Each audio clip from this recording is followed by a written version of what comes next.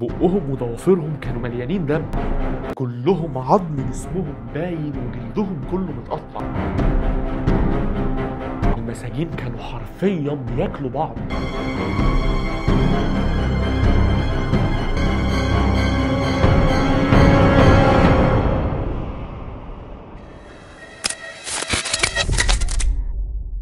يوكو سمعكم زي، والنهارده هناخدكم لأبشع تجربة حصلت على البشر، وهي تجربة النوم الروسية. في وقت الحرب العالمية الثانية الاتحاد السوفيتي كان مهووس كده بفكرة معينة، وهو ازاي يكسب الحرب دي بأي طريقة بقى. وبما انه الجنود هم اللي هيخلوه يكسب الحرب دي، فكان شايف ان اكتر استثمار مربح ممكن ان هو يعمله في الفترة دي ما يتعملش ولا في أسلحة ولا في بحوث ولا في غيره، لا، يتعمل في المجند ذات نفسه. ازاي ان هو يقدر يخليهم اقوى من جنود الدول التانية كلها، حاجة كده كابتن امريكا. هنا العلماء السوفييت كانوا شايفين ان هم لو قدروا بس يخلي جنودهم ما يناموش، ما يبقوش محتاجين ان هم يرتاحوا، وهنا انا مش بتكلم على يوم او اتنين، لا، يخلوا جنودهم ما يناموش خالص، وقتها هيقدروا يكسبوا الحرب بكل سهولة. بس برضه ازاي هيعملوا كده؟ ما ده خيال علمي. المهم نجمع العلماء بقى مع بعض في قعدة صغيرة ما بينهم، فضلوا يفكروا شمال ويمين لحد ما واحد فيهم قدر يطلع بالحل.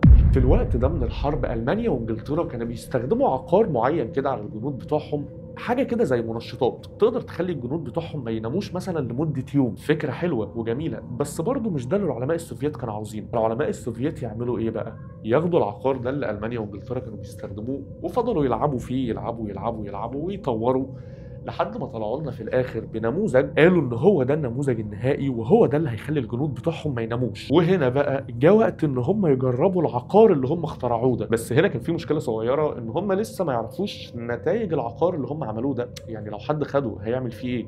وطبعا ما يقدروش ياخدوه على طول كده يروحوا يدوا للجنود بتوعهم لا يموتوا. فهنا نعمل ايه؟ فيران التجارب. وفي الوقت ده معلمين، فيران التجارب ما كانتش فيران تجارب، ولكن كانوا الأسرى السياسيين اللي اتمسكوا وقت الحرب. وبما ان الاتحاد السوفيتي في الوقت ده هو كان قوة عظمى، فمفيش اي حد يقدر يكلمهم او يقول لهم انتوا بتعملوا ايه. المهم جمعوا 5 من اسرى الحرب اللي عندهم، وكانوا من اعمار سنية مختلفة، يعني فيهم الكبير والمتوسط والشاب والمراهق. وقالوا لهم احنا هنعمل معاكم ديل، احنا هنحطكم في اوضة فيها كل وسائل الراحة وكل الحاجات اللي انتوا بتحبوها من اكل وشرب وسائل تسليه، وكل حاجه تيجي على دماغكم هنوفرها لكم. ومش بس كده، احنا كمان بعد ما التجربه بتاعتنا تخلص هنديكم حريتكم. وصدقني وقتها ده كان عرض مفيش واحد عاقل يقدر ان هو يرفضه. وكل الحاجات اللي احنا هنديها لكم دي في مقابل حاجه بسيطه، بس ان انتوا تقعدوا 30 يوم ما تناموش. وقتها ال5 اسرى بداوا ان هم يبصوا لبعض، ما كانوش مصدقين من كتر ما الموضوع سهل. الاسرى دول كانوا حاسين ان في مكيده، او ان الباحثين دول بيضحكوا عليهم. وما تستغربش ان انا بقول لك الموضوع بالنسبه لهم سهل، ان هم يقعدوا 30 يوم ما يناموش. اللي الاسرى دول عايشين فيه هو جحيم بحد ذاته. يعني تخيل معايا كده، ناس بتتعذب كل يوم، ما بياكلوش، ما بيخلوهمش حتى ان هم يناموا، ضرب متواصل واعمال شقه، وغير كده طبعا محبوسين ومفيش اي حاجه ممكن تخرجهم من السجن ده. جالهم الحل ده من السماء، ان هم هياكلوا كل اللي نفسهم فيه، ومش هيبقى فيه عذاب ولا اي حاجه، لا، وكمان بعدها هياخدوا حريتهم لو بس ما ناموش 30 يوم. وكمان لانه في الوقت ده اضرار عدم النوم ما كانتش معروفه قوي، يعني ما كانش في ابحاث كتيره اتعملت على ان اللي ما ينامش يوم او يومين او اسبوع او شهر ايه اللي ممكن يحصل له. وبدات التجربه، ومحدش فيهم كان يعرف المصير المأساوي والمرعب اللي كان مستنيهم. دخل ال5 مساجين للأوضة اللي هيتعمل فيها التجربة، وحط لهم كل الأكل اللي هم بيحبوه وكل وسائل الراحة وكل سبل التسلية، وقفلوا عليهم الباب وبدأوا في ضخ الغاز اللي هم اخترعوه. وبدأ الباحثين بقى يراقبوا المساجين دول من خلال شبابيك كده مدورة كانوا حاطينها في كل حتة في الأوضة، بس الإزاز بتاعها كان عاكس، يعني الناس اللي بره يشوفوا اللي جوه، بس المساجين اللي جوه ما يقدروش يشوفوا حد بره. حطوا ميكروفونات طبعا في كل حتة علشان يقدروا يسمعوهم. وهنا رسميا ابتدت التجربة. من اليوم الأول لليوم الرابع كل حاجة مشت زي الفل، مساجين صحتهم كويسة جدا، بياكلوا وبيشربوا وبيهزروا مع بعض ومفيش أي حاجة. بس التقلبات بقى بدأت تظهر معانا من أول اليوم الخامس. الموضوع هنا مع المساجين بدأ ياخد منحنى كئيب شوية، بدأوا يتكلموا مع بعض عن الرعب اللي شافوه وقت الحرب واللي حصل لهم بسببها. وهنا العلماء كانوا قاعدين بيراقبوا، بس بالنسبة لهم طبعا هو لسه مفيش حاجة غريبة، لحد ما جاء اليوم السادس.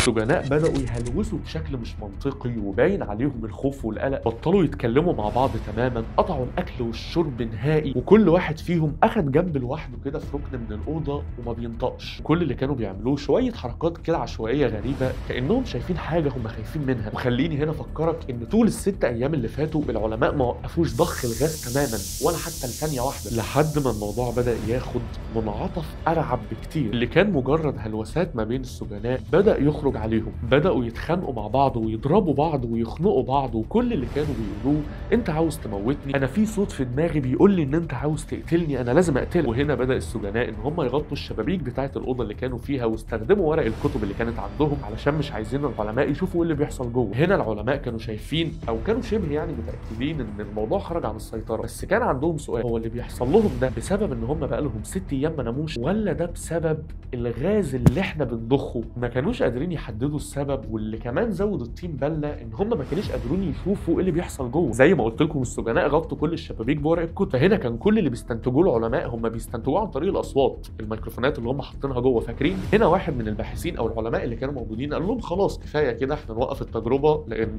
صباح الفل باين جدا ان هي فشلت. بس بقيه العلماء هنا عرضوه قالوا له لا خلينا نجرب التجربه للاخر ونشوف ايه اللي هيحصل لهم، لان هم كانوا شايفين نتيجه التجربه او اللي هيطلعوا منه من التجربه دي وان هي تنجح اهم مليون مره من ارواح الناس اللي جوه. زي ما قلت لكم بالنسبه لهم هم شويه فيران تجارب ازبل من الزباله. مهم عدى يومين كمان علشان يجي بقى ابشع يوم من ساعه ما بدات التجربه دي، واللي كانت كارثه بكل ما تحمله الكلمه من معنى. اليوم التاسع واحد من السجناء دول فضل يجري في الأوضة كلها ويصرخ بطريقة هستيرية جدا بدون توقف نهائي. الواد عمال يصرخ يصرخ يصرخ 3 ساعات متواصلة لدرجة إن أحباله الصوتية اتقطعت تماما. صدقني ده كان التسخين للي لسه هيحصل قدام. لو القصة عجباك انزل اعمل لايك وسبسكرايب، ما اشتركتش ليه؟ مستني ايه؟ المهم بعد يومين من الواد اللي فضل يصرخ، كل المساجين اللي كانوا بيصرخوا وبيتخانقوا مع بعض وبيلفوا حوالين نفسهم سكتوا. لا سكتوا تماما، رجعوا تاني، كل واحد فيهم أخد جنبه وبقى قاعد لوحده. الهدوء اللي هم كانوا فيه المره دي كان هدوء مريب. العلماء افتكروهم ماتوا،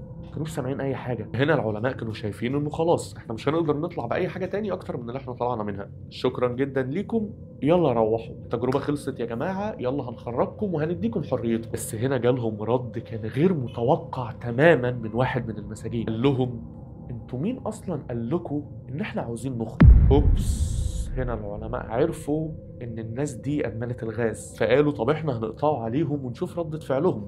طول ال 13 يوم دول او ال 12 يوم اللي فاتوا الغاز ما وقفش نهائي، هو مستمر. وبالفعل العلماء عملوا كده، بس لما عملوا كده المساجين كلها جات لهم حاله من الهياج وبداوا يصرخوا ويترجوا العلماء ان هم يرجعوا ضخ الغاز تاني. وهنا اتاكد العلماء ان كده خلاص الناس دي فعلا مش هتخرج، مش عارفين نخرجهم، ادمنوا الغاز ومش هيعرفوا يعيشوا من غيره. خلاص احنا هندخل هنقتحم عليهم الاوضه ومعانا قوات وهنخرجهم منها بالعافيه. وبالفعل استعانوا العلماء بجنود مسلحين وقالوا ان هم هيقتحموا عليهم الغرفه، وهو بالمره نشوف بقوا عاملين ازاي بما اننا بقالنا كتير ما شفناهمش.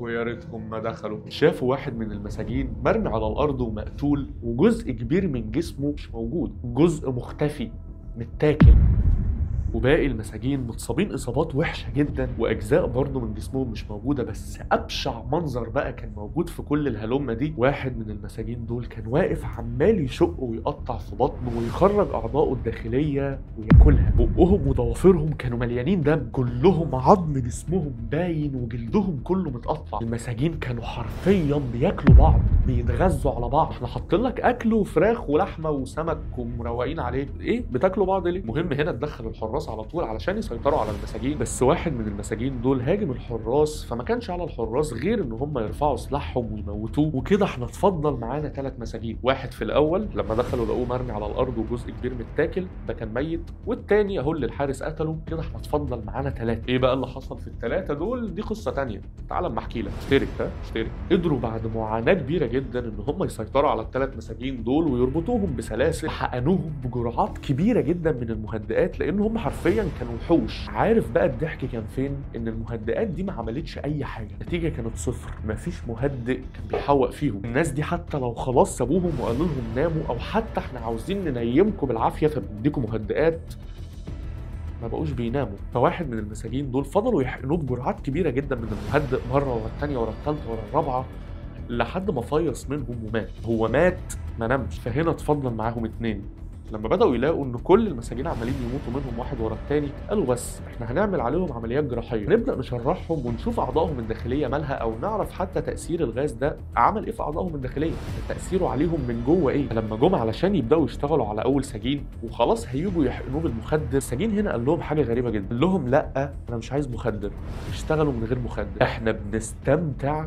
بالتقطيع. كل اللي كان على لسانهم وعمالين يكرروه احنا عاوزين المنشط، اعملوا فينا اللي انتوا عاوزينه بس رجعوا ضخ الغاز تاني. لحد ما واحد كده احنا مش عارفين هو جاي من اي داهيه، كان رتبه كبيره يعني في الجيش السوفيتي وقتها، اقترح على العلماء انه خلاص هي الناس دي كده كده مش نافعين وكده كده ميتين، احنا نرجعهم للاوضه ونكمل اختبارات عليهم بغرض الفضول، نشوف بقى ايه اخرتها، ايه اللي هيحصل يعني اخره القصه دي ايه، اللي هو بمبدا ايه يعني من بدا شيئا عليه اكمال. ويمكن لما نعمل كده نقدر ان احنا نطور بقى المنشط ده او نعدله بحيث لما نيجي نديه لحد تاني ما يسببش نفس النتيجه الكارثيه دي. وايه المهم رجعوهم الغرفه، بس كانوا متربطين في السراير المره دي، وواحد منهم كانت جروحه خطيره جدا، خلاص كان فوق العلاج او كان فوق فكره العلاج، فده توفى بعد فتره قصيره جدا من دخول الاوضه.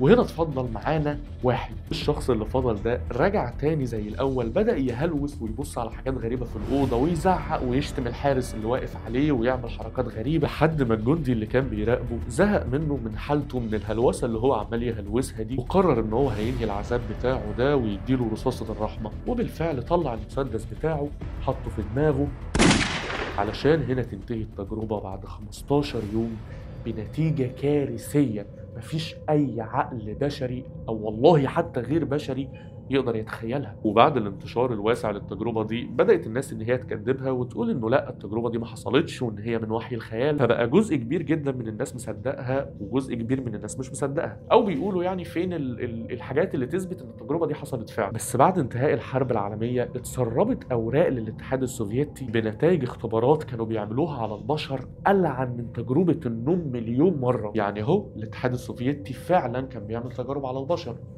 الأوراق اللي اتسربت ما كانتش الأوراق بتاع تجربة النوم، بس كانت بتاع تجارب تانية. فاللي يخليهم يعملوا التجارب التانية دي ليه تجربة النوم ما حصلتش؟ المهم انت ايه رأيك؟ التجربة دي حصلت ولا فيستك؟ قولي رأيك في الكومنتات تحت. لو وصلت معايا لحد هنا فما تنساش تشترك وتعمل لايك. أنا في واشوفكم الحلقة الجاية. سلام.